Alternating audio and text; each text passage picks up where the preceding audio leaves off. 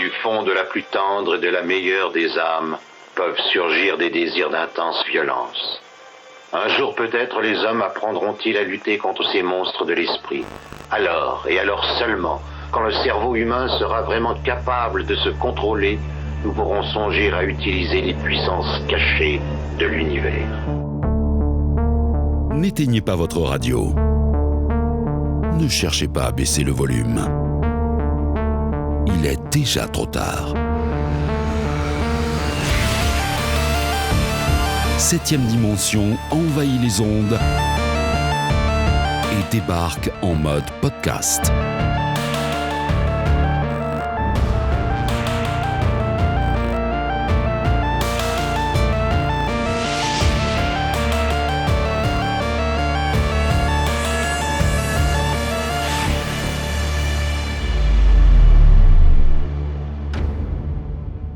Et bienvenue dans ce tout nouveau format signé 7ème dimension qui s'appelle le MAG. Et au MAG, c'est comme dans les épisodes longs, notre créneau à nous, c'est le C-Major bordel. Voilà, je fais la sortie et l'ouverture en même temps.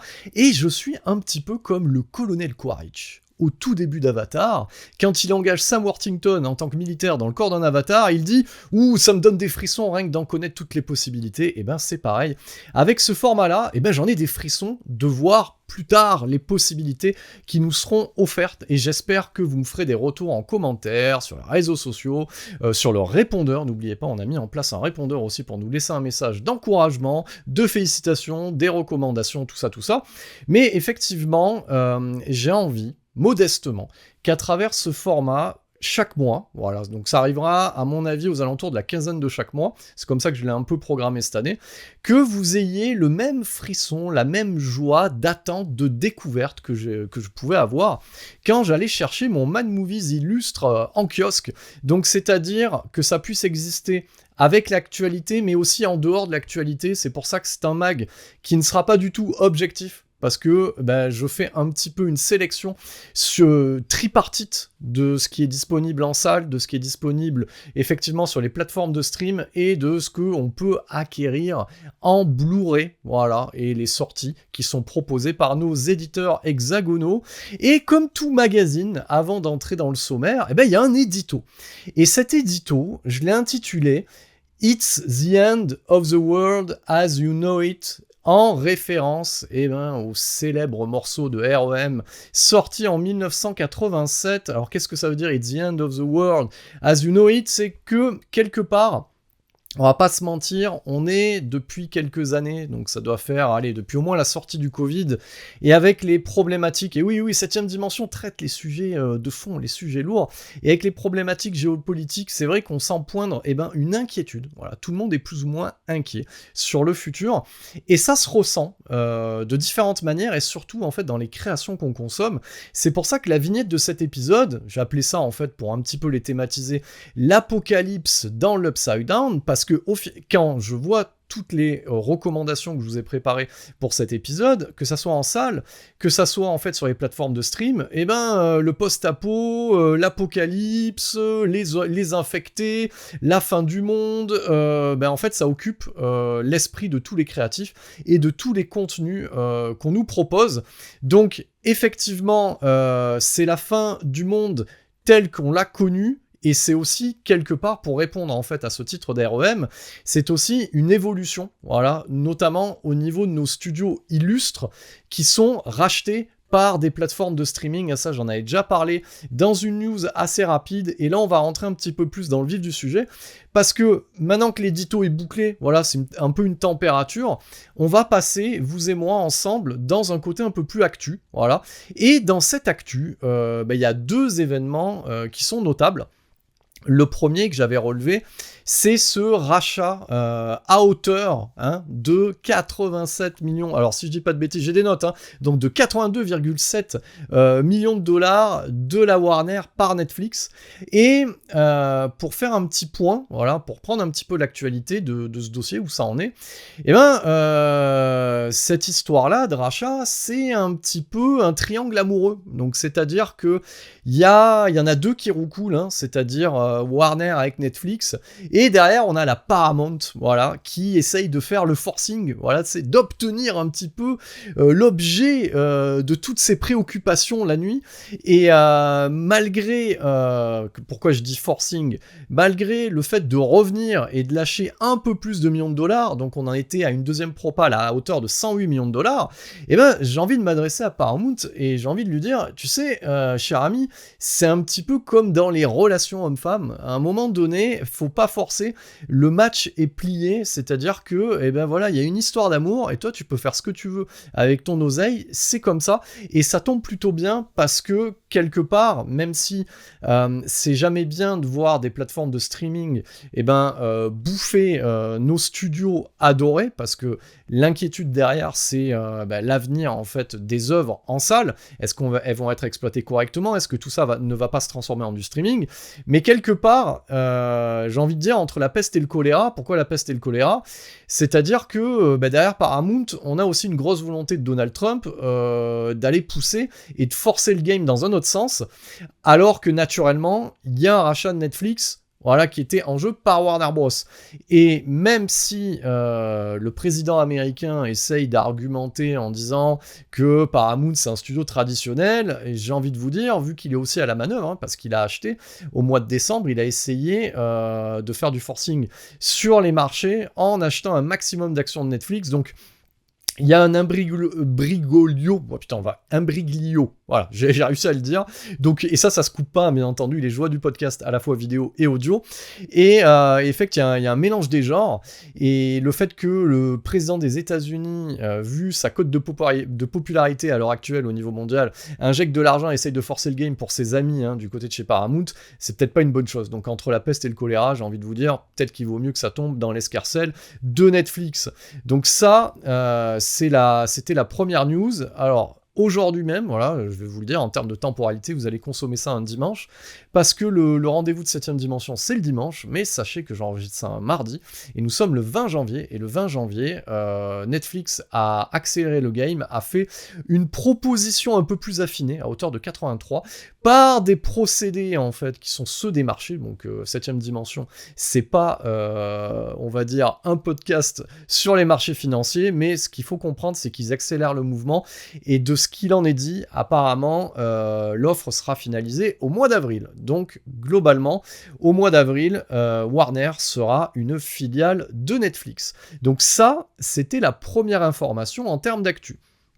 Deuxième information, qui est... Alors, on en a parlé, mais c'est un petit peu passé à côté, puisque c'était vraiment le rachat, en fait, de Warner qui occupait un petit peu tous les esprits. On a eu une autre tractation, un autre pacte du diable, entre guillemets, c'est Disney qui a signé un partenariat avec OpenAI, et ce partenariat prend la forme, en fait, d'un investissement de Disney à hauteur de 1 milliard dans le capital d'OpenAI, et d'un partenariat de 3 ans. Qu'est-ce qu'inclut ce partenariat? Alors c'est à ce moment-là où j'ai bien fait le game et je lis mes notes, c'est-à-dire que chaque abonné d'OpenAI pourra utiliser dans son chat GPT, dans tous les outils développés par OpenAI pour du génératif, notamment Sora pour la vidéo, aura un droit d'accès aux licences Disney officielles. Et oui, rappelez-vous que chez Disney, au mois de juin dernier, on avait fait un procès à mi-journée pour les droits d'auteur. Donc là, en signant ce partenariat-là avec OpenAI, en termes de droits d'auteur, voilà, il y a un échange, ce qui fait que les gens, et c'est du business, hein, c'est-à-dire que les gens qui veulent continuer à utiliser sur des IA génératives, et ben du coup des modèles entraînés avec les licences Disney devront aller chez OpenAI. Donc ça, c'est le premier cas de figure. Deuxième cas de figure, on va avoir aussi un autre côté où Disney va utiliser la technologie d'OpenAI pour l'intégrer directement dans ses studios, chez ses salariés, chez ses créatifs. Donc autant vous dire que ChatGPT va tourner à bloc au niveau des créas de chez Disney. Et la troisième chose, et celle-là, voilà, je vais vous livrer mon opinion, parce que, comme je l'ai dit, on n'est pas dans l'objectivité, on est plutôt dans la subjectivité. Et je pense que si vous adorez 7ème dimension aussi, c'est parce que ça partage ou ça suscite le débat. Le troisième cas de figure, c'est quoi? C'est que il y a une volonté par Bob Iger de créer du contenu par IA au sein de chez Disney pour inonder sa plateforme Disney+, et ses réseaux sociaux en format verticaux. Donc, moi, je vous avais dit ce que j'en pensais, hein, en tout cas, on avait échangé avec la rédaction de 7ème Dimension sur notre épisode Le Dévoreur de Monde. Moi, j'avais déjà acté que je ne donnerais plus mon argent, alors du moins en tout cas en streaming. Après en salle, je vais quand même aller voir les dernières sorties des licences quand même pour me faire un avis, toujours. Mais globalement, l'idée, c'est que je ne donnerai plus mon argent sur ces plateformes, donc j'ai enlevé mon abonnement. Et quand j'entends ce genre d'informations, je suis bien content quelque part de pas participer au financement de ces nouveaux outils de distraction sur cette plateforme qui s'annonce des enfers, qui est Disney+. Voilà, donc ça, c'était le point actu, et bien entendu, comme c'est un mag, il y a aussi un sommaire. Alors, il n'y a pas encore un courrier des lecteurs, vous verrez qu'il y a le répondeur, donc ça, je vous encourage à nous laisser des messages, mais en tout cas, il y a un sommaire, et dans ce sommaire, chers amis, du côté du grand écran, on y verra du post-apo en goguette avec GG, notre fidèle ami GG, donc c'est-à-dire Gérard Butler, qui tente par 2 fois, d'échapper à l'apocalypse. Nous irons rejoindre aussi une autre sorte d'apocalypse avec les infectés de Danny Boyle et Alex Garland confiés aux bons soins de Nia DaCosta. Nous enchaînerons également dans une partie intitulée La Petite Lucarne, donc grand écran pour le cinéma, petite lucarne pour le streaming, où nous parlerons de Stranger Things saison 5 et quasiment de toute la série depuis son départ, pas loin de 10 ans. Nous parlerons également de The Rip, la résurrection de Joe Carnan. Alors on s'emballe pas, c'est quand même pas ouf, mais c'est toujours mieux que ce qu'il a fait dernièrement. Nous parlerons d'Olivier Marshall, parce que ça me fait très plaisir de parler d'Olivier Marshall, et c'est pour ça que le mag servira à ça, c'est pour étendre un peu les chakras de 7ème Dimension, donc de la 2e saison de Pax Massilia, et on passera très rapidement, mais on en parlera de Pluribus, de Vince Gilligan, avant d'atterrir du côté de notre vidéoclub. Ça c'est notre partie qui est dédiée aux éditeurs, où je vais faire un petit peu un calendrier des sorties, des recommandations de ce qui arrivera en Blu-ray, et on conclura cette partie-là, et on conclura l'épisode du mag, avec ma reco, pour un film donné, en termes de temporalité, sur l'actu. Donc une reco tout format, c'est-à-dire vous pouvez l'avoir en DVD, Blu-ray, les plateformes, et ça sera pour la fin de cet épisode du mag. Mais avant toute chose, on va rentrer directement dans l'actualité brûlante du mois de janvier, l'actualité du grand écran, et c'est tout de suite, et c'est grâce à mon jingle.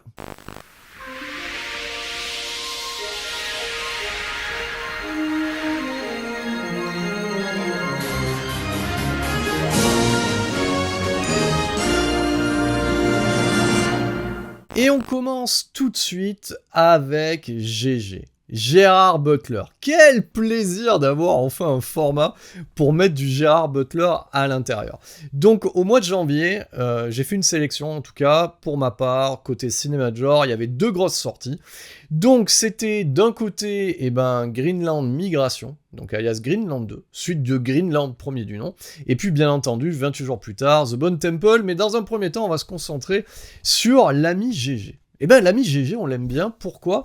Parce qu'avec Jason Statham, ils ont décidé de poursuivre l'œuvre de ce grand gourou qu'est Steven Seagal, c'est-à-dire de la bourrinade à tous les étages, à tous les budgets, selon tous les sujets. Si vous nous suivez sur les réseaux, vous avez vu ma sortie de projo où j'ai assisté un peu toutes les incartades de GG, parce que GG, j'ai envie de vous dire, c'est un peu comme l'oignon, ça se cuisine à toutes les sauces. Donc on peut avoir du GG dans les airs, du GG dans l'espace, du GG... Alors je crois que GG... Si, il a fait GG contre les dinosaures, parce qu'il me semble que Prisonnier du Temps, c'était un 1000e rôle dedans, et il y a un peu, à un moment donné, des dinosaures, si je dis pas des conneries.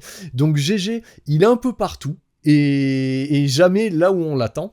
Et c'est vrai que, pour refaire un petit peu très rapidement sa carrière, à l'ami GG, ce qu'on aime bien, regardez, je tourne ma formidable recommandation par écrit. GG, il commence sa carrière quand même avec PS I Love You. Donc, alors, il a fait pas mal de comédies romantiques parce qu'il a plutôt une belle gueule, et très rapidement, le fait d'être le cul à l'air en spartiate et le muscle bandé pour les besoins de 300 de Zack Snyder, il se dit qu'il y a un créneau Il y a un créneau. Et puis derrière, c'est la trilogie Olympus Has Fallen, ça va être du Rock'n'Rolla pour Guy Ritchie, Ultimate Game aussi, qui est complètement foutraque, parce que j'avais pas cité, GG dans un jeu vidéo aussi, ça existe. Machine Gun, ça c'est GG Pasteur, mais toujours avec des armes à feu. GG contre sa propre création qui est dans l'espace et qui va tomber sur la gueule, ça c'est Geostorm. C'est pas du Roland Emmerich, mais c'est fait par son comparse en fait, donc c'est quasiment pareil. Et GG un peu flic dans Criminal Squad 1, et un peu voyou dans Criminal Squad 2 Pantera, putain de merde, on dirait le titre d'un album de métal, j'adore. Donc alors, le premier Greenland, il est réalisé par un réalisateur maison. C'est un peu, si Gerard Butler, c'est notre Michael Dudikoff à nous, il a son Sam Firstenberg, c'était le réalisateur des American Ninja, et lui il s'appelle Rick Romanvong, et ce monsieur avait déjà commis en 2013 Infiltré, déjà avec The Rock et avec Joe Bernthal. Alors, on l'aime bien Joe Bernthal, il est très énervé comme monsieur, très bon casting pour le Punisher. Ensuite, il a réalisé L'Exécuteur en 2017, il a dégagé The Rock, il a gardé Joe Bernthal. Moi, je pense que c'est une très bonne idée de garder Joe Bernthal. Il faudrait qu'on le traite parce que Joe Bernthal, j'ai l'impression que, si vous suivez toujours, si Gerard Butler et John Statham, c'est les Steven Seagal modernes, je pense que Joe Bernthal, il peut être le Jason Statham du futur. À voir. Et en 2019, GG, parce que c'est GG qui produit aussi ces films-là, et ses propres films, voilà. Il l'appelle pour le 3e opus de la saga Olympus Has Fallen. Bon, après, bien entendu, ça s'appelle, moi j'appelle ça Olympus Has Fallen, parce que sinon, on va appeler comment la saga ? La saga Has Fallen, donc, parce que sinon c'est London Has Fallen, The President Has Fallen, donc pour la chute du président en 2019, qui est, parce qu'au fur et à mesure de l'évolution de la saga, ça devient de plus en plus Z, donc il l'appelle. Et en 2020, les deux se retrouvent sur Greenland, qui est un espèce de moyen budget. Il faut imaginer ça comme un espèce de DTV gonflé aux stéroïdes. Donc on y injecte 35 millions de dollars. Et il nous refait un petit peu tout ce qui avait marché dans les films de Roland Emmerich et autres, mais avec un côté un peu... alors, pour ceux qui aiment pas les clichés, ah oui, ça va vomir, c'est vraiment une propagande pour l'American Way of Life. Alors Greenland, ça mettait en place quoi ? Ça mettait en place GG, pas trop bon père de famille quand même, il y a un côté un petit peu, il s'est laissé égarer, donc GG il est un peu architecte, voilà, donc il est spécialiste du bâtiment comme ça, et GG il a un peu déconné, il a couché avec la secrétaire qui était plus jeune, et sa femme lui fait la gueule. Sauf que, à un moment donné, il reçoit une alerte présidentielle ou gouvernementale. Bon, je crois que c'est présidentiel qui est dit là-dessus. Et GG, il a été sélectionné parce que l'astéroïde que son petit fiston était en train d'observer à l'école ou avec son télescope, contrairement à ce qu'a annoncé en fait les informations, c'est que ça va tomber sur la gueule et que c'est un petit peu la nouvelle extinction. Donc ça va détruire à 90% la planète. Voilà. Donc GG à l'alerte. Et il embarque toute sa petite famille, et ce qui était pas mal avec ce Greenland, qui devait sortir en salle, et qui finalement a fait les joies de la VOD, parce que c'est sorti en DTV, côté VOD, pendant le Covid, et ça a eu son succès, parce que en même temps, situation anxiogène, alors bon, pendant le Covid, c'était pas un astéroïde qui allait tomber sur la gueule, mais il y avait ce côté un petit peu urgence, et je pense que c'est ce qui a marché. Et c'est fou, voilà, ces fous-là, voilà, se sont dit que ça serait une bonne idée de doubler le budget, parce qu'on n'est pas loin de 80 millions de patates, et d'envoyer GG sur la suite de cet apocalypse en salle. Voilà, donc moi j'ai vu ça, parce que quelque part, alors si Cédric était là, il vous dirait que j'ai un plaisir malsain à aller consommer ces trucs-là, mais je vais pas vous mentir, ça reste quand même... Moi j'ai l'impression, avec ce GG-là, de voir un film de la canon, donc... Effectivement, c'est complètement con, mais c'est quand même 1h39, et on se fait plaisir. Alors, le premier film racontait la petite famille John Garretti qui arrivait dans le bunker, voilà, et la fin s'ouvrait un petit peu façon finale de 2012. C'est-à-dire, ils sont dans les Arches dans 2012, et ils racontent une petite histoire comme que maintenant, il leur reste que la reconstruction. GG... il se dit que le final de 2012, c'est assez frustrant, et qu'il aimerait bien raconter la suite. Donc au final, vous pouvez prendre ce Greenland Migration comme un partie 2, parce qu'il joue bien ce rôle-là, le côté partie 2, et c'est pas radin. Par contre, effectivement, faudra accepter quelques couleuvres. Alors, première couleuvre, parce que gardez en tête que l'apocalypse, normalement, est terminé. Mais il t'explique quand même qu'il y a encore des morceaux d'astéroïdes en orbite et qu'elles peuvent tomber de manière random. Donc déjà, ça, c'est la première règle de GG. Deuxième règle mise en place par GG, et là je fais une petite salutation à notre responsable de communication à 7ème dimension, l'éminente Mélinda, qui est allée voir un double programme avec moi en salle, le double programme que je vous raconte, et quand elle a vu que de manière random, quand GG sort du bunker, il met une combinaison anti-radiation, elle m'a regardé et elle m'a dit « Pourquoi ?» Et je lui dis « Attends, on va voir l'explication !» Et donc, on a de manière random des tempêtes qu'on pourrait appeler nucléaires, voilà, radioactives, et on n'a jamais aucune putain d'explication pourquoi un astéroïde, quand il s'écrase, provoque des tempêtes radioactives. What the fucking fuck. Donc, on ne sait pas. Et j'ai envie de vous dire pourquoi pas, parce que notre éminente Mélinda, elle n'a pas l'habitude du pourquoi pas. Bah, nous, à 7ème dimension, on a l'habitude de pourquoi pas. Moi, je me dis juste que GG, en tant que producteur et acteur, voilà, il s'est dit qu'il aimait plutôt bien le côté des tempêtes radioactives qu'il avait vu dans Fury Road de George Miller, donc il a mis à l'intérieur. Voilà, basta. Donc, ce qu'il faut comprendre avec le GG de Greenland, alors l'idée c'est pas de faire un podcast d'1 heure là-dessus, parce que c'est quand même génial, on pourrait, hein. L'idée avec le GG, c'est qu'il est dans le bâtiment. Sauf que, en étant dans le bâtiment, le mec arrive pas à anticiper que tout le bunker est en train de se fissurer et que tout va se casser la gueule. C'est un peu ballot. À noter qu'il y a quand même des moments géniaux. On a un peu de la musique old school, on a un petit peu des soirées privées avec de la danse du coin qui rappelle un petit peu l'ambiance qu'il y avait dans les tavernes américaines. Et on a quelques points un peu bricolage, plomberie par GG, parce que GG dans ce film-là, il fait tout. GG, il répare les moteurs de bagnole. GG, il est en mode couteau suisse. Donc bon, bref, je vous la fais courte. Donc tout le bunker, l'idée c'est pas de vous spoiler, tout le bunker se casse la gueule. GG avait vu que il y avait des canaux de sauvetage d'un bateau qui s'était ramené. GG nous explique aussi une deuxième règle. C'est que, pareil, hein, il a vu le jour d'après, donc il explique très rapidement, par le biais d'autres personnages, que globalement ça a un peu bougé au niveau de la tectonique des plaques, donc la France est plus proche, voilà, globalement. Donc le mec embarque dans un canot de sauvetage, lui et sa famille, hein, voilà, direction Londres. Ça me rappelle un petit peu Jason à New York. Peu importe, le mec part de sa forêt, il va à New York. Petite ellipse. Donc ils mettent une semaine à arriver à Londres. Et là, on débarque. GG, il prend tout. Donc c'est un petit peu du The Last of Us, du Walking Dead. Donc c'est un peu post-apo.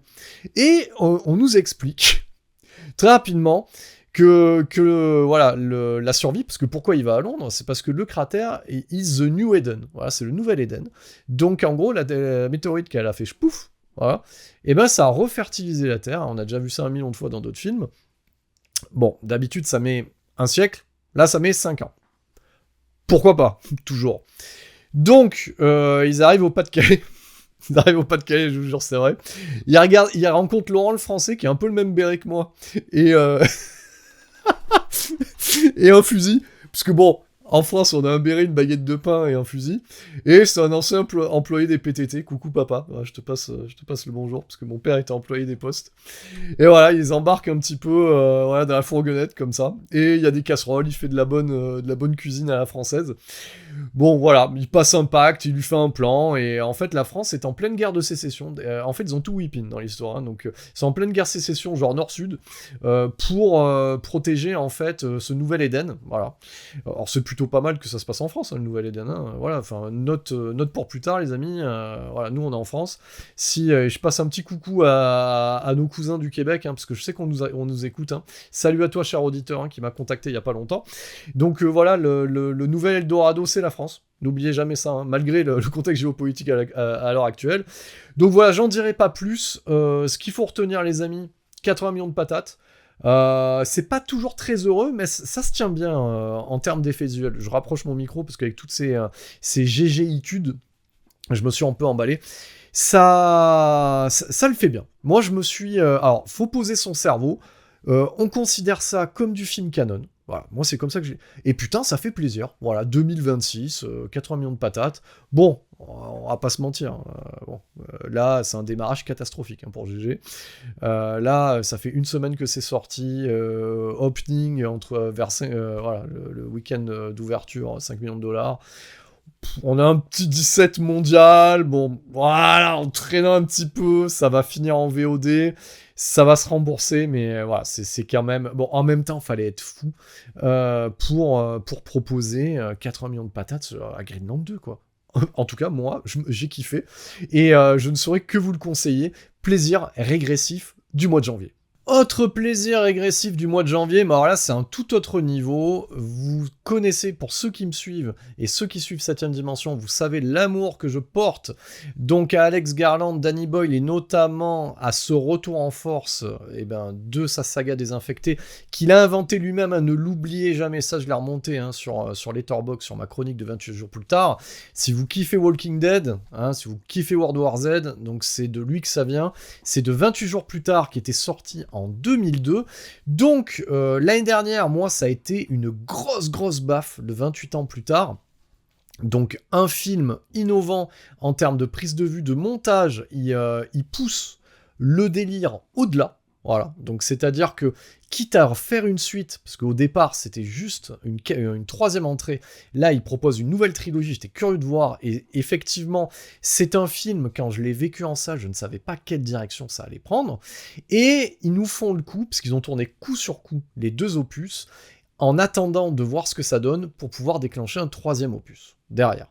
Donc l'année dernière, on se prend 28 ans plus tard dans la gueule, qui est pour moi le meilleur film de l'année 2025, avec Avatar 3. Voilà, donc oui, je le dis, j'ai apprécié Avatar 3, je l'ai dit en sortie de projo, je l'ai dit en chronique sur Letterboxd, je le dis ici même, ça m'a réconcilié avec le 2e opus où j'avais eu un sentiment assez mitigé, mais alors là, ça m'a redonné une bonne lecture. L'idée, c'est pas de faire un point sur Avatar, mais rester vraiment sur cette alors si je calcule bien, 4e entrée dans l'univers Désinfecté via Nia DaCosta, donc Alex Garland et Danny Boyle nous refont le coup qu'ils nous avaient fait avec 28 semaines plus tard, c'est-à-dire qu'ils confient ça à un autre réalisateur, bon, aussi pour des raisons pour lesquelles ils sont impliqués sur d'autres œuvres, on va pas se mentir.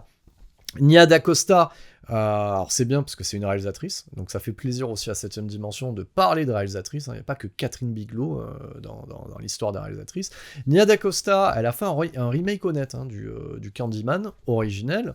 The Marvels, en même temps on va pas lui jeter la pierre, Sam Raimi il est bien allé toucher un gros chèque en faisant Doctor Strange 2. Bon, The Marvels, c'était une catastrophe au box-office pour Marvel, catastrophe au box-office pour Marvel, égale succès au box-office pour Gerard Butler, à peu près.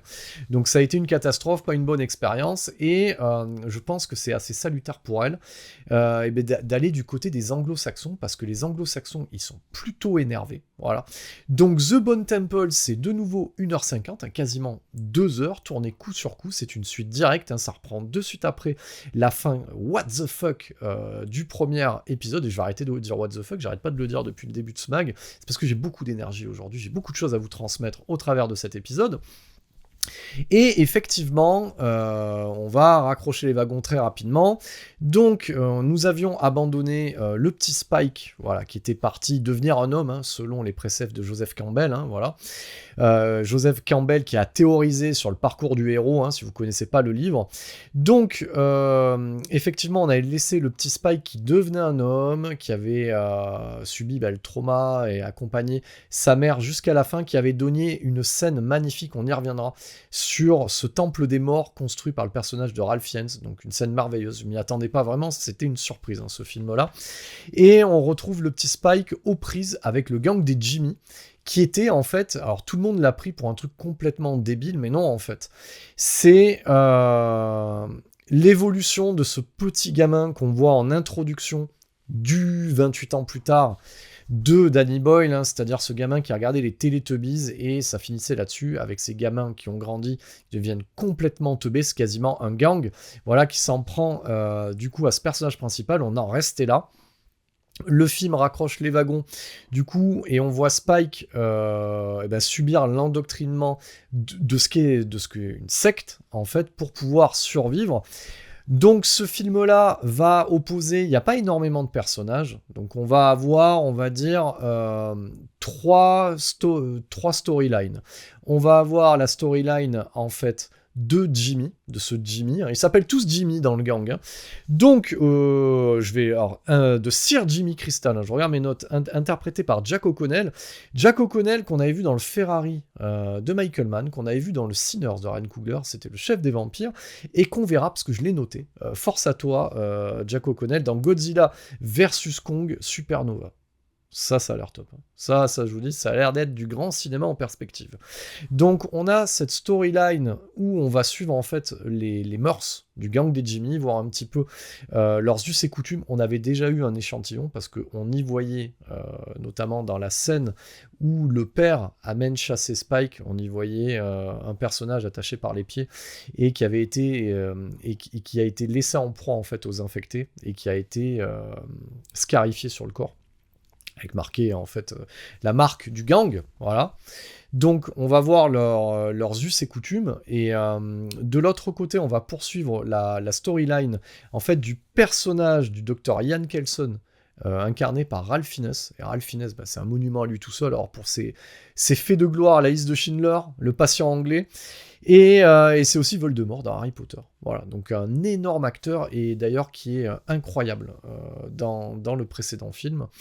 Et là, on poursuit un petit peu plus sa storyline, et notamment, il va impliquer une autre storyline qui va être la troisième. Donc, et on va poursuivre, en gros, on l'avait vu gérer plus ou moins bien les infectés avec son cocktail de drogue, hein, parce que c'était un ancien médecin, et il s'installe une relation du coup avec cet infecté qui a fait beaucoup parler l'année dernière, et c'est pour ça que je disais que le film était punk, c'est-à-dire que Danny Boyle n'hésitait pas à nous montrer un infecté sous stéroïdes, les bijoux à l'air, et ça m'a rappelé full frontal, hein, un petit peu ce qu'avait fait Zack Snyder avec Watchmen. Donc c'est toujours bien de citer les bonnes périodes de Zack Snyder, et pas la dernière, hein. Et effectivement, ce qui est intéressant, c'est toujours faire évoluer le lore et le propos. Et là, sans trop vous spoiler, ça évolue bien. Et ça cite les grandes heures de George Romero. Et je vous ai préparé plusieurs choses. Regardons bien. C'est-à-dire que 28 semaines plus tard, donc pour ceux qui ont poncé le film, ça donnait déjà un petit peu... c'est une forme... pas forcément dommage, parce que c'est sorti quasiment en même temps, donc ça pouvait s'apparenter au Land of the Dead de George Romero. Et ce qui est intéressant avec celui-là, c'est que ça va reprendre une thématique qui était présente dans celui-ci, qui est le Jour des morts vivants, hein, sorti en 85. Et dans le Jour des morts vivants, Romero a toujours profité en fait de ses incartades, je reprends mes notes, hein, comme vous pouvez le sentir soit en audio, soit en vidéo, a toujours essayé de faire évoluer son lore au niveau du mythe du zombie, et dans le troisième, il y avait Bub, donc le zombie apprivoisé, avec le médecin qui dans la base militaire essayait d'aller chercher sa part d'humanité. Et là, ce qui est intéressant, c'est que... et c'est pour ça que je tire mon chapeau en fait sur ces deux œuvres-là, c'est-à-dire quitte à revenir, ils font évoluer leur mythologie, parce que c'est eux qui ont mis en place la mythologie des infectés. Autant dans 28 semaines plus tard, on avait pu voir le côté où il y avait des gens qui étaient immunisés, mais quand même porteurs, voilà, donc porteurs entre guillemets sains, mais porteurs du virus, mais qui étaient immunisés. Et c'est vrai que le traitement... Alors c'est un double traitement, c'est-à-dire le traitement qui est appliqué au personnage et le personnage qui applique lui-même un traitement, il le considère en fait les infectés comme des malades, et il va traiter leurs symptômes avec un cocktail en fait, donc il va se baser sur les symptômes, et il se pose la question mais cette violence en fait, elle est peut-être liée aussi parce qu'il y a une distorsion, une psychose, donc on va rentrer l'idée de la psychiatrie, et je trouve ça plutôt pas mal, ça fait évoluer le lore, c'est pour ça que j'en dis pas plus. Voilà, l'idée c'est de vous donner envie d'aller voir l'œuvre en salle. À noter que c'est moins expérimental, et c'est peut-être pas plus mal. Comme ça lui donne aussi un vrai caractère. C'est moins expérimental, mais à noter quand même que les réalisatrices, à l'image de Catherine Bigelow, quand il s'agit de traiter la violence, c'est quand même plus bourrin. Et il y a une scène dans la grange, je vous en dis pas plus, avec les Jimmy. J'en ai vu quand même, hein. J'ai vu du film de cannibale italien, etc. Là, ça rigole pas. Donc c'est quand même une scène qui est limite insoutenable. Donc il y a quand même plusieurs moments dans ce film qui sont quand même assez énormes. Et là, je vous invite, parce qu'il faut que j'en parle dans le mag, voilà, dans ma chronique. Donc je ne l'ai pas dit en fait dans mon sortie de projo. Donc pour ceux et celles qui ne voudraient pas déflorer ce qu'il y a d'incroyable aussi dans ce film-là, je vous conseille d'avancer de 2-3 minutes à partir de ce moment-là. Donc là, c'est le plot spoiler, voilà, donc je le notifierai même dans le chapitrage, etc. Donc ce qu'il y a d'énorme, et c'est pour ça qu'il faut lui donner du gaz, c'est que à la fin, c'est le retour du personnage de Cillian Murphy. Et il tease littéralement la suite des opérations. Moi, j'étais comme un fou. Ça m'a fait le même effet que quand j'ai découvert que Split était la suite d'Incassable et que ça teasait Glace. Donc voilà, de nouveau, voilà, un grand auteur, une grande vision sur ce qui me semble être en tout cas, quand le troisième opus, j'attends le troisième opus, quand le troisième opus sortira, ce qui me semble être une œuvre majeure du cinéma de genre, en tout cas des années 2020 pour cette trilogie-là. Et si on prend l'ensemble, je pense que ça se pose là et que ça fera des petits derrière. Donc chapeau bas, Alex Garland et Nia DaCosta et Danny Boyle, vous m'avez eu. C'est vraiment du très beau travail. Et à noter que ça démarre mollement, mais en tout cas Sony a officialisé le troisième opus, donc la crainte... Alors peut-être que ça a baissé en budget, ça va leur mettre plus de réserves, en même temps peut-être que c'est pas plus mal aussi. Je pense que les 80 patates du premier opus, il n'y avait pas forcément besoin d'autant d'argent. Donc en tout cas ça démarre mollement de manière mondiale pour l'instant. Sur la semaine de sortie c'est un petit 30 et quelques millions de dollars, donc allez donner du gaz à nos amis Danny Boyle, Alex Garland, Nia DaCosta et surtout aussi à notre Gerard Butler, il en a bien besoin. Donc ça c'était pour le côté grand écran, et maintenant jingle et on passe à la petite lucarne.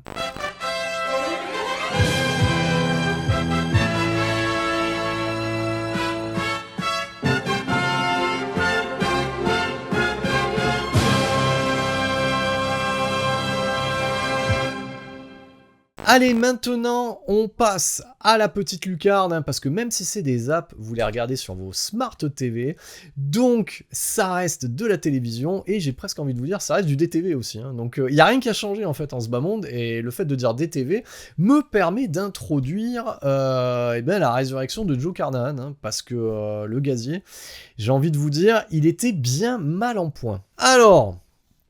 Joe Carnahan, moi, et en tout cas à 7ème dimension, et j'imagine pour vous autres aussi, auditeurs, auditrices, on l'aime bien parce qu'il a un peu marqué les esprits à la fin des années 90, début 2000, avec Narc déjà, donc ça c'était incroyable. Donc Ray Liotta, Jason Patrick, donc voilà, marque les esprits d'entrée de jeu. Mise à prix aussi qui était pas mal, une espèce de sous-Tarantino, plutôt bien fagoté. L'adaptation cinématographique, j'arrive à le dire, de l'Agence Tourisque, donc ça c'était une pépite aussi, et Le Territoire des loups. Et puis après, ça a été des DTV difficilement récupérables, des sorties à la sauvette. Donc, qu'est-ce qu'on pourrait citer ? Du Cop Shop dernièrement. Et surtout, cette chose immonde qui est disponible aussi en DTV, donc sur les plateformes de streaming, qui est Shadow Force, avec Omar Sy. Donc, oui, c'est ce que je cherchais, il y avait Stretch aussi. Donc, donc voilà, Shadow Force, moi tous ces trucs-là, je les ai regardés de loin, voire pas du tout. Le Shadow Force, il m'a pas mis du tout en confiance, surtout avec les retours catastrophiques qu'il avait eu. Et c'est vrai que avec ce polar tiré d'une histoire vraie, produit par le duo Matt Damon-Ben Affleck, alors ils ont créé une nouvelle structure, ils ont produit Air ensemble, du coup pour Prime Video, qui est plutôt pas mal sur l'histoire en fait de Nike liée à Air Jordan, à Michael Jordan, pour le côté équipementier de Michael à l'époque, donc ça c'était plutôt pas mal, et c'est vrai que sur ce côté, cette histoire flic ripou, bon, alors c'est tiré d'une histoire vraie, mais on l'a déjà vu 1000 fois, notamment dernièrement de bien meilleure manière chez Guy Ritchie avec Un homme en colère. Donc on pouvait se dire que Joe Carnahan allait renouer un petit peu avec ses premiers amours. Et on va pas se mentir, c'est quand même le haut du panier, j'ai envie de vous dire, sur les polars hardboiled. Alors, j'ai quand même une préférence pour le ravage de Gareth Evans. Donc, avec notre ami Tom Hardy, tout droit échappé, tout en mâchoire serrée, tout droit échappé du Mad Max Fury Road et qui met des coups de nerfs comme dans The Raid. Mais The Rip, ça se pose là. Donc, j'aime bien Ben Affleck commence à avoir une bonne gueule burinée. Matt Damon aussi. À noter qu'on y voit aussi Kyle Chandler, monsieur Demain à la Une, et qu'on avait vu aussi dans Super 8, ce mec-là on l'a vu même 1000 fois, et dans cette désormais franchise des Godzilla versus Kong et ainsi de suite. On y retrouve Steven Yeun, voilà, alors, pour les amoureux de Walking Dead, c'est quand même le gars qui a tâté avec le haut de son crâne la batte de baseball de Negan. Donc voilà, un traumatisme aussi. Donc il n'y a pas non plus énormément de choses à dire sur The Rip. The Rip, c'est un polar, alors de ce que j'ai pu noter, qui dure pas loin de 2 heures. C'est peut-être un peu longué, il y a un côté Whodunit avec fausse piste, etc. Je sais pas si ça tiendra à la revoyure, mais en tout cas, je me suis régalé, c'est plutôt bien écrit, c'est une écriture à l'ancienne. Il y a un retour un petit peu côté Shane Black, Arme Fatale de l'époque. Non, franchement, c'est plutôt le haut du panier. C'est, entre guillemets, ça pourrait justifier un abonnement Netflix. Donc, quelque part, alors pas de vous abonner pour toujours, mais en tout cas, si vous avez l'abonnement, ça justifie l'abonnement. C'est l'eau du panier, c'est plutôt satisfaisant. J'ai envie de dire, ça me redonne confiance en Joe Carnahan, parce que c'est écrit et réalisé par lui-même. Ouais, bon plan, allez-y. Quitte à rester chez Netflix, vous allez dire que c'est sponsorisé par Netflix. Alors, bien entendu, l'année dernière, il y a eu des gros coups, parce que là, on va parler d'un truc qui a fait la frontière entre l'année dernière et le début d'année. L'année dernière, il y a eu des gros coups sur les autres plateformes. À noter la saison 2 énorme de The Last of Us, donc, et la mort de Joel. Oui, ça, c'est un traumatisme. Moi, j'ai pas joué aux jeux vidéo, donc bon, je me doutais bien vu comment c'était amené, mais donc c'est quand même The Last of Us, c'est le haut du panier. Il y a eu aussi la première saison, toujours chez Prime Video, de Fallout, autre adaptation vidéoludique, et vous pourriez vous dire, pourquoi je parle pas de Fallout dans cet épisode du MAG? C'est parce que je vous réserve une analyse de la saison 2 pour le MAG de février. Bon, personne n'y a échappé fin d'année dernière. Le gros coup de Netflix, c'était la fin de saison et la fin de série également de Stranger Things. Alors Stranger Things, moi je l'avais dit en sortie de canapé, c'était une sortie de projo, sortie de canapé si vous suivez toujours, que on l'apprécie beaucoup à 7ème dimension, et c'est vrai que moi ça fait 10 ans en fait que je suis la série religieusement, et pour moi c'était même on va dire avec les premières séries Marvel, notamment Daredevil, la justification de mon abonnement sur cette plateforme Netflix. Alors on va faire un petit retour avant d'aller sur cette 5e saison. Donc, première saison, moi j'ai binge-watché le jour de sa sortie, voilà, les 8 épisodes qui étaient sortis, je me suis régalé, parce que ça convoquait un petit peu tout ce qu'on défend à 7ème dimension, donc c'est-à-dire les références et le cinéma des années 80-90, mais surtout années 80, et aussi tout ce qu'on aimait chez Stephen King. Donc on pourrait dire que c'était un bon micro-ondes, on a bien réchauffé les plats, et j'étais curieux de voir comment allait se développer sa propre mythologie pour pouvoir se départir un petit peu de ses références, et c'est ce qu'ils ont réussi avec succès dans les saisons 2. Dans les saisons 3, moi j'aime toutes les saisons. Après, bien entendu, vous pourriez me dire, ah mais Eddie, quand même, faut pas déconner, il y a des longueurs. Les amis, ça reste une série. Donc voilà, pour moi, le format sériel, je préfère le cinéma, parce que le format sériel, ça implique des suites, etc., des épisodes, et pour tenir un petit peu le cahier des charges, il faut traiter des personnages, et il faut les traiter à rallonge. C'était déjà le cas de Lost, et c'est bien de faire un comparatif entre Lost et Stranger Things, parce que bien entendu, beaucoup ont trouvé le final de la saison 5, on y reviendra dans quelques minutes, assez déceptif. Voilà, tout ça pour ça. Mais comme pour Lost, j'ai envie de vous dire, ce qui compte, c'est les personnages, c'est le voyage, c'est pas la destination. Et pour moi, les frères Duffer, donc les Duffer Brothers, Matt et Ross Duffer, ils ont réussi le pari, donc haut la main. Donc c'est-à-dire le côté hommage, et le côté créer une propre mythologie et un attachement profond aux personnages. Et ce que j'ai aimé dans le traitement de leurs personnages, c'est qu'ils ont reconvoqué ce qui faisait la force de tout ce qu'on aime à 7ème dimension, notamment dans la saga des Freddy, dans la saga des Vendredi 13, dans ce qu'on aimait dans Vampire, vous avez dit Vampire, etc., c'est qu'on s'attache aux personnages parce qu'ils sont traités, parce qu'ils existent au-delà du cliché. Et je pense notamment au personnage d'Eddie, qui a le même prénom que moi, en fait. Et j'ai envie de vous dire, parce que lui, bordel, il aime le cinéma. Et c'est son créneau. Effectivement, parce que c'est le métalleux. Moi, ça a convoqué tout ce que j'ai vécu au collège, au lycée, etc. Donc vraiment, ils ont été chercher choses du vécu. Et à noter qu'au fur et à mesure, Netflix leur a donné les moyens de leurs ambitions.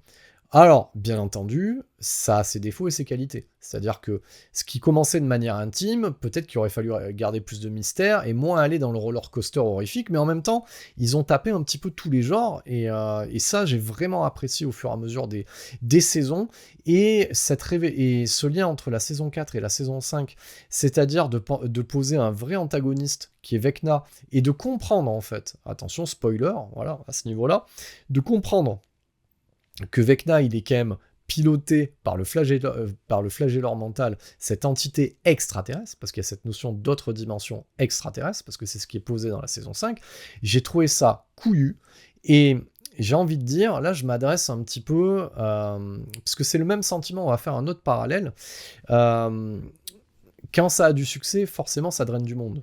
Peut-être que ça sera le cas, il fait son parallèle. Peut-être que ça sera le cas avec 7ème dimension. Peut-être que le nombre de followers augmentant, nombre d'auditeurs, auditrices, peut-être qu'à un moment donné, les acquis à la cause depuis le début seront toujours là, et les nouveaux vont un petit peu râler sur le format, parce qu'à un moment donné, ça étend, ça évolue. Ben oui, toute évolution est soumise à la critique.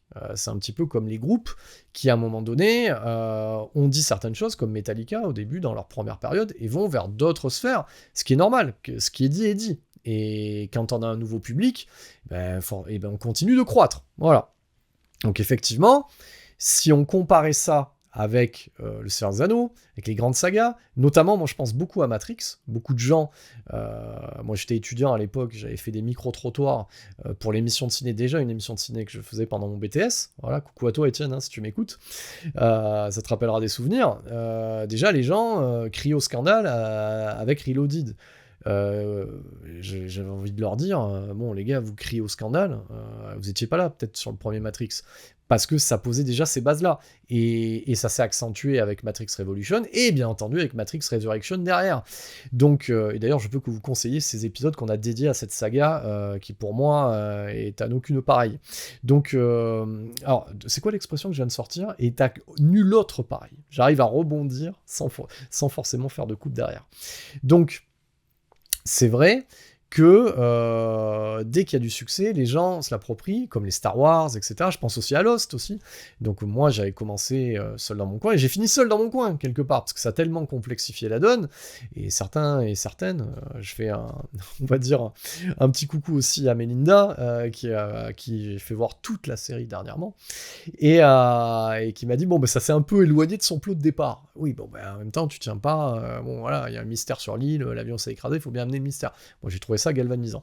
Donc là où je voulais en venir sur Stranger Things, c'est que ce que les gens reprochent au final grandiloquent, ce monstre géant, le côté extraterrestre, planète, etc., j'ai envie de vous dire, les amis, je pense que c'est plutôt le grand public qui lui a reproché ça. Donc ils ont été comparés ça à autre chose. Moi, quand je vois que ça exploite le côté autre dimension, la couleur de cette dimension, et tout ça, moi je pense à Fantasme. Mais c'est sûr que les gars, ils ont mis Fantasme. Déjà dès la saison 4, c'est les Freddy. C'est vraiment le côté des rêves, etc. C'est un hommage à Freddy, c'est pas pour rien qu'il va chercher Franck Darabont sur les épisodes les plus touchy qui nécessitent, on va dire, un artisan chevronné, sur les épisodes 3 et 5. Et qui sont des masterpieces. Hein. Et le final est une masterpiece de Stranger Things saison 5. Hein. De toute façon, quand on me fout un morceau d'Iron Maiden dans une série actuelle, à gros budget, que tout le monde regarde, moi j'applaudis. Voilà, j'applaudis avec les pieds même. Donc, j'ai envie de dire à ces gens-là, ouais, mais en même temps, il y en a certaines qui ont dit « Ah, mais Stranger Things, je croyais que c'était ça. » Non, mais en fait, Stranger Things, c'est un hommage au B-movie des années 80. moi je les ai tous bouffés, les B-movies des années 80, c'était complètement con. Donc les fantasmes, voilà, il faut accepter ce truc-là. Voilà, donc il n'y a pas de côté déceptif. On a reproché aussi à ce final, voilà, le côté, ça finit jamais. Voilà. Mais en même temps, il faut dire au revoir à tout ce casting. Hein. Les Millie Bobby Brown, alors je vais les citer quand même, parce que j'ai fait quand même le travail. Hein. Ah, et c'est un exercice quand même le mag. Hein. Millie Bobby Brown, Winona Ryder, David Harbour, Finn Wolfhard. Donc on avait des guests de luxe, Matthew Modine, Sean Austin, donc Paul Reiser, Linda Hamilton. Il n'y a pas de hasard. Voilà. Et donc il faut prendre le temps de dire au revoir à cet univers. Et la sincérité de l'équipe créatrice, moi ça m'a presque foutu les larmes. J'ai regardé le documentaire, voilà, sur la dernière aventure, je sais plus comment il l'appelle de tête là, où on voit vraiment processus créatif, l'hommage, les mecs qui se trimballent avec des t-shirts de Freddy 3, c'est clairement affiché quand ils vont chercher Darabon. Et ils avaient réuni quand même, en termes de casting à la réal, on va aller chercher ce truc-là, voilà. On avait, si j'arrive à le... Alors, Sean Levy, vous l'aimez ou pas, mais Andrew Stanton, Nimrod Ental et Frank Darabont, quand c'est eux qui réalisent pas. Donc, il y a quand même du taf. Donc, tout ça pour dire que, effectivement, c'est à revoir. Si vous ne l'avez pas déjà vu, il faut le re-regarder. Ça va manquer. Bon, alors je sais qu'il y a d'autres projets qui sont annoncés derrière. Mais voilà, c'était une date. Moi j'étais là, alors pas le rare au monde, mais au début quand j'avais binge-watché la première saison, j'avais fait que des bons retours, moi, à tout le monde dans mon entourage. Et j'en avais déjà parlé aussi dans le tout premier épisode de 7ème Dimension. Donc voilà, où j'avais fait un peu de la VOD. Je savais pas trop où j'allais à l'époque quand j'ai lancé le podcast. Donc j'avais fait des recos un petit peu VOD, donc c'était pendant le confinement, etc. Et j'avais parlé de Stranger Things. Donc pour moi, c'est le haut du panier.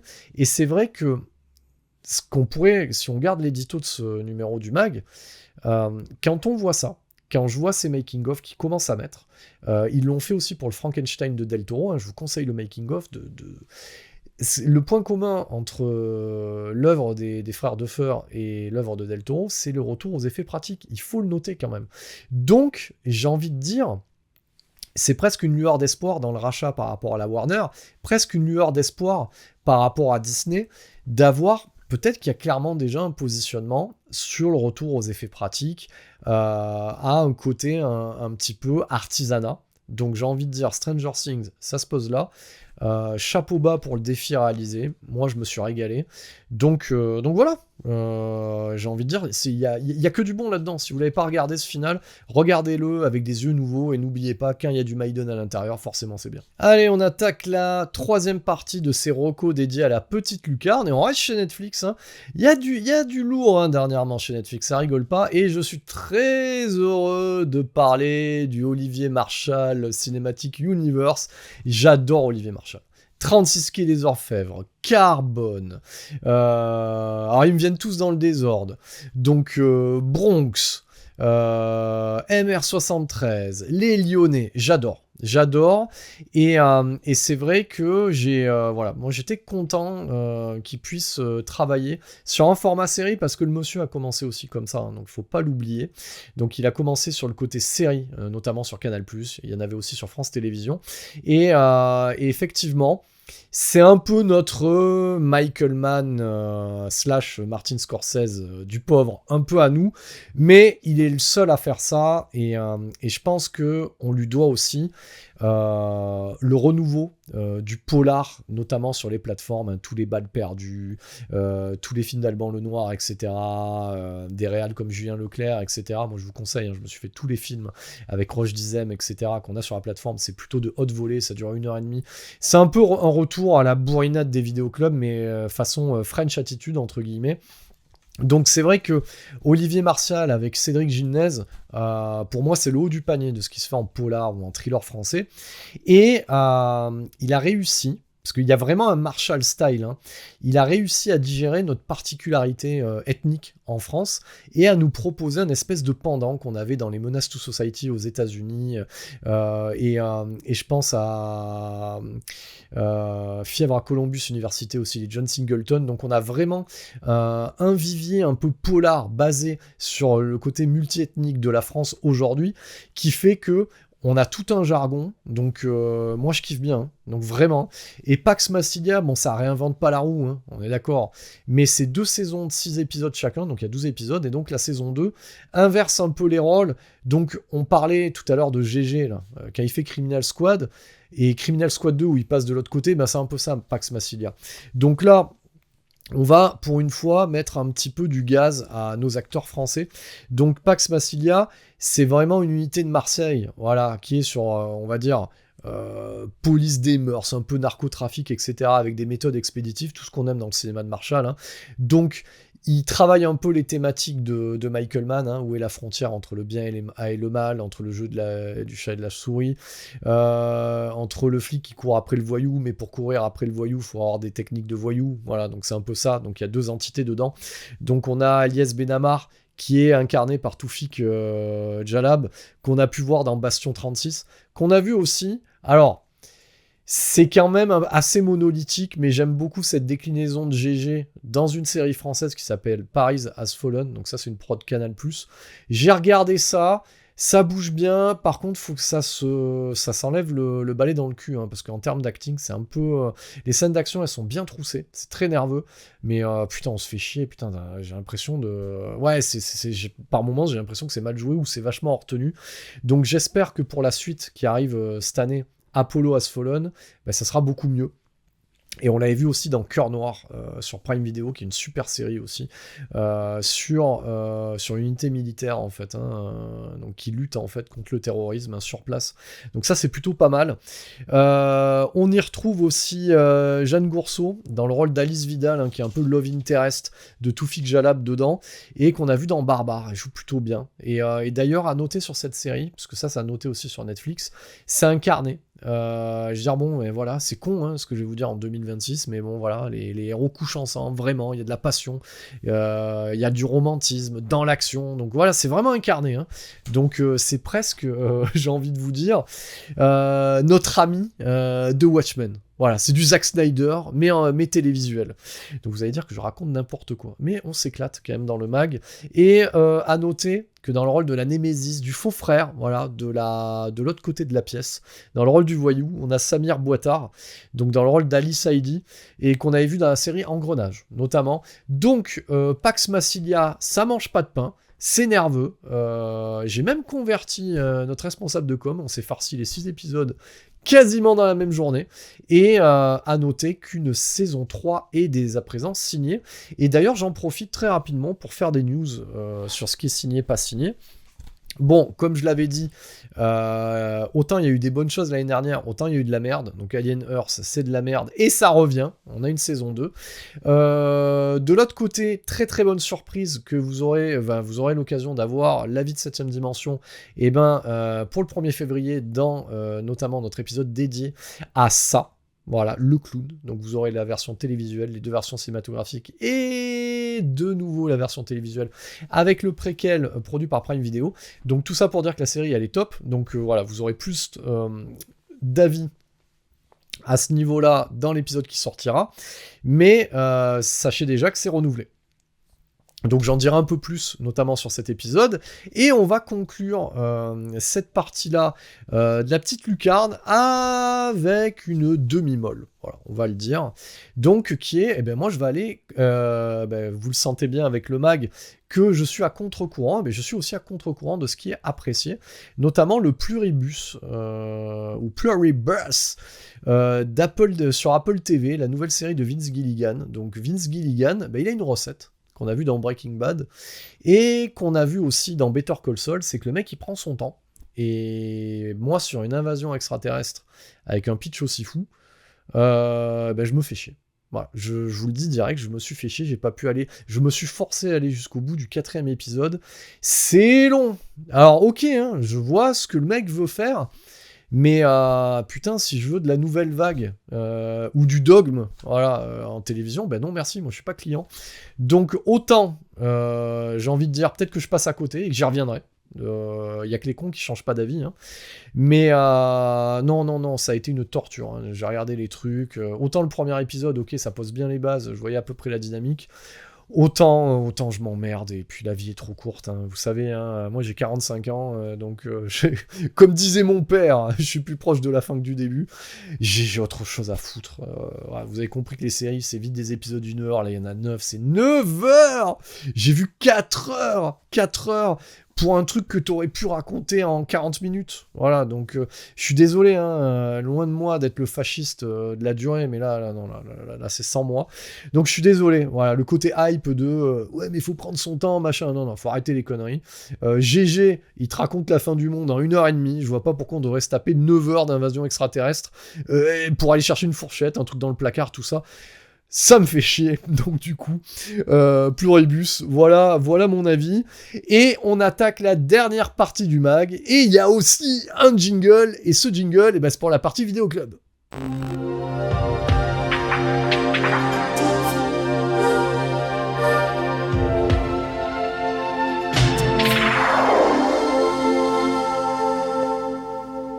Allez, dans cette partie vidéo club, du coup, c'est dédié à qui ? À nos amis éditeurs hexagonaux.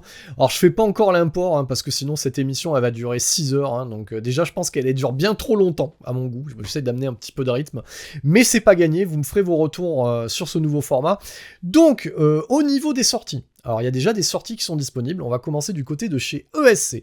Donc on a Terrifier 3, donc si vous n'aviez pas pris le coffret Terrifier complet, on a le 3 en VHS édition, et vous connaissez mon amour des VHS éditions, et ça c'est déjà dispo sur leur site. Et dans toutes les bonnes crèmeries, Fnac ou autres revendeurs. On a aussi le Sadique à la tronçonneuse. Alors moi j'ai jamais vu, mais avec un titre pareil, ça a l'air génial. Pareil, vous pouvez m'envoyer en commentaire pour ceux et celles qui l'ont vu, ça a l'air top. Le Silence des agneaux dans une édition collector, ça c'est déjà disponible dans toutes les bonnes crèmeries et sur leur site. Et le Bloody Bird de Michel Soavi en VHS édition. Donc on peut que vous conseiller d'aller vous jeter sur ces nouvelles éditions de ESC Distribution ou ESC Édition, les deux noms existent. On bascule chez Le Chat qui fume. Alors Le Chat qui fume, moi dernièrement, j'ai récupéré Pulsion. Voilà. Et Pulsion, je l'ai pas. Alors j'ai déjà vu, bien entendu. Je me suis pas encore farci cette nouvelle édition, mais ça a l'air plutôt pas mal. Donc ça veut dire que dans leur nouvelle sortie, qu'est-ce qu'ils ont prévu chez Le Chat qui fume ? Le Chat qui fume, ils ont prévu Blowout, que je vais me récupérer. Donc ça, c'est ce qu'on appelle les précommandes du mois de mars. Et on a aussi une petite, j'ai envie de dire pépite, voilà, un inédit qui est là. Alors, pas un inédit en format physique, parce que c'est déjà disponible en DVD, mais je pense plutôt en Blu-ray dans cet écran-là, qui est la 9e configuration. Une autre réalisation de William Peter Blatty, l'auteur, le romancier à l'origine de L'Exorciste, et qui a réalisé aussi L'Exorciste 3. Donc ça a l'air d'être une pépite. Moi, je vais passer commande chez mon ami du chat qui fume, et un chat qui fume, forcément, c'est bien. On continue du côté de l'atelier d'images. Et à l'atelier d'images, on les aime bien, parce qu'on s'est récupéré des Rémi, pas piqué des hannetons, notamment Mort au vif. Et là, c'est déjà disponible chez tous vos revendeurs. On a Duvakowski avec Bound, leur premier essai, du coup, juste avant Matrix, et qui a permis de financer Matrix. On a Reservoir Dogs. Est-ce qu'il a encore besoin de présenter Reservoir Dogs, que moi j'ai dans de multiples éditions, donc je suis désolé, les amis de l'atelier d'images, vous aurez pas mon argent sur ce coup-là, mais pour ceux qui l'ont pas, cassez votre tirelire et allez-y. The Mist, on parlait de Franck Darabont sur Stranger Things saison 5, The Mist, c'est quand même une pépite avec un final des plus nihilistes, ça me marque encore, rien que d'y penser. Et aussi, un petit film sympathique, une adaptation. Alors, c'est pas non plus la meilleure adaptation de Bret Easton Ellis, mais American Psycho avec Christian Bale, ça se pose là, apparemment ça revient bien. Autant surfer sur la vague. Si vous l'avez pas vu, vous pouvez casser votre tirelire et aller vous le procurer. Et nous allons finir avec ces coquins d'Extra Lucid Films. Alors pourquoi c'est coquin ? Parce que, je vous le dis, si vous écoutez, si vous suivez 7ème dimension, sachez que c'est moi le fou qui vous ai commandé 4 films d'un coup. Pourquoi ? Parce que ils ont édité cette pépite des années 80, donc, le réalisateur de La Nuit des Sangsues, d'accord ? Et le scénariste de L'Arme Fatale, donc Shane Black, pour les besoins de Monster Squad, en coffret Blu-ray Collector. Donc ça, moi, j'ai commandé de suite.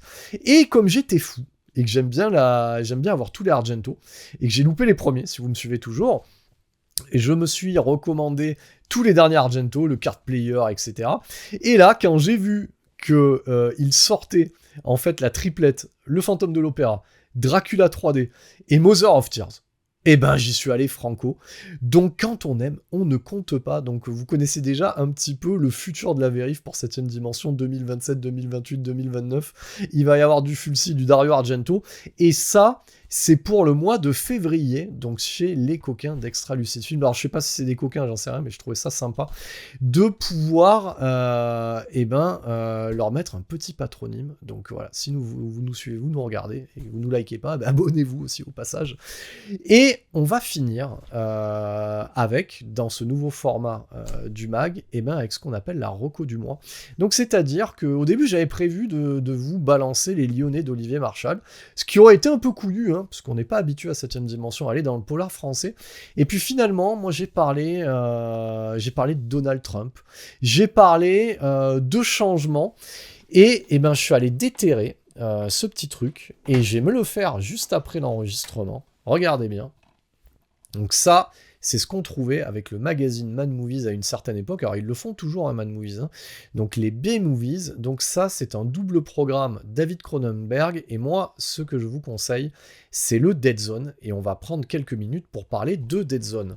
Donc, pourquoi c'est la reco et pourquoi c'est d'actualité. Alors attendez que je tourne toutes les pages, parce que j'ai beaucoup de pages pour le mag. C'est d'actualité parce que le sujet même du film s'y prête. Donc, adaptation en 1983 d'un roman culte de Stephen King du même nom, Dead Zone. Ça donnera une série aussi télévisée qui durera 6 saisons avec Anthony Michael Hall, qui s'éloigne un petit peu du propos du bouquin. Voilà. Donc le film, c'est quand même une période, on a tous les écrits de Stephen King, et d'ailleurs, ça permet de faire une passe d'ess à cet épisode qui va arriver au mois de février, où je raconte aussi en préambule de l'histoire de ça, de la franchise ça, ce avec quoi moi j'ai grandi, ces adaptations cinématographiques et télévisuelles de Stephen King. Donc c'est pas un épisode sur Stephen King, mais il y a quand même une grosse partie en introduction.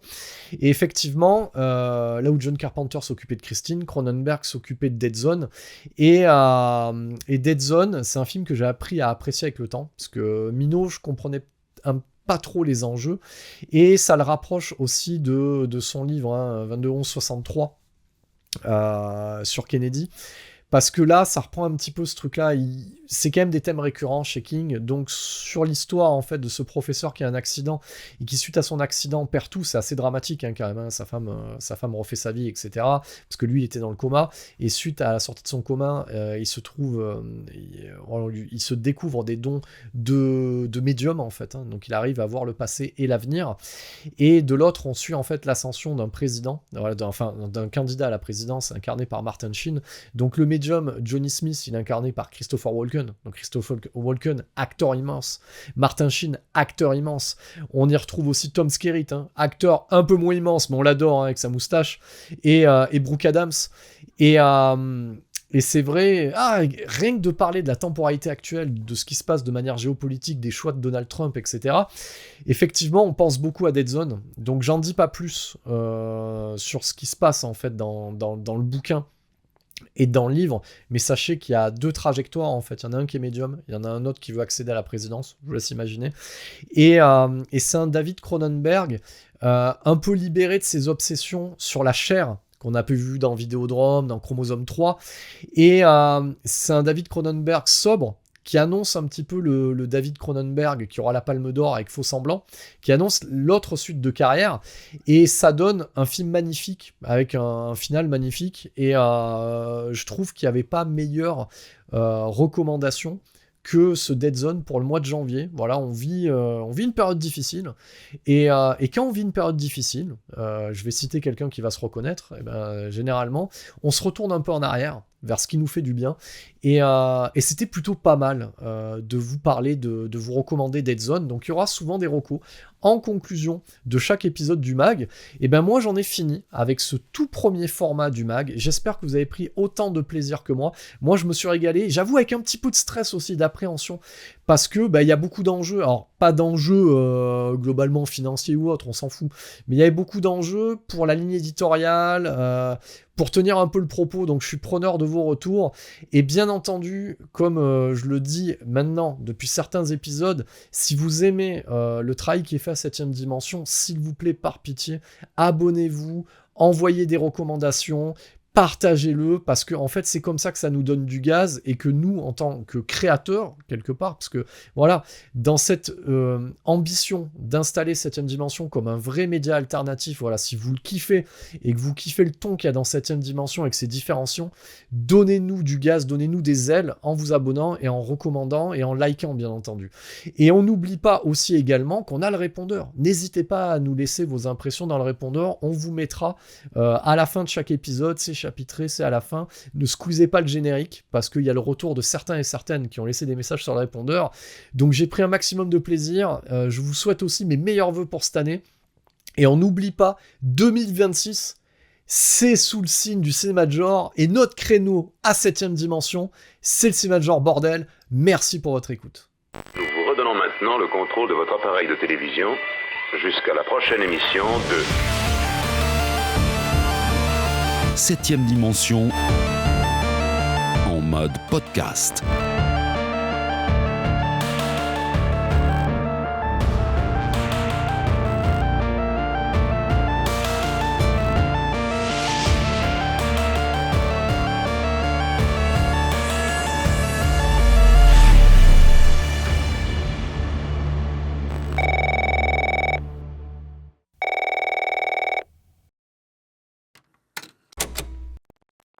Je pense que les deux mots qui traduisent le plus les émotions ressenties à la suite de cette fin de Stranger Things, c'est déception et émotion.